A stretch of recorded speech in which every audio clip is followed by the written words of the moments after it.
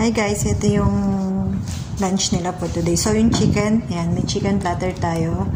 Ito, tsaka yung tortilla bread nila. So meron na tayong yogurt sauce, ayan, with coriander leaves and cucumber. Ito yung eggplant mutabel. So later, lalagyan ko pa yan ng olive oil sa ibabaw. At ito na ang tabula. Bagong recipe ata ng tabula salad to. May quinoa, ito na yung dressing niya. So later yan, mga serving plate, naka-ready na.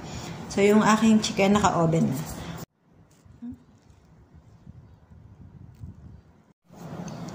Hi guys! Ito na yung tabula salad, eggplant mutabel, and yogurt sauce para sa chicken later. So, meron tayong chicken and vegetable platter. Nasa rep pa yung platter vegetable at nasa oven pa ang chicken. So, later papakita ko.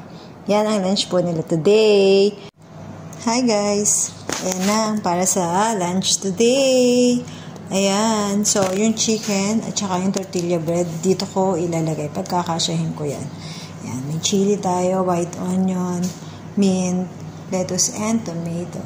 Kasi ito yung dip para sa chicken.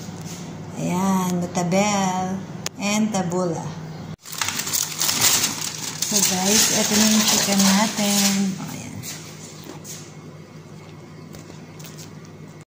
So guys, ayan na siya.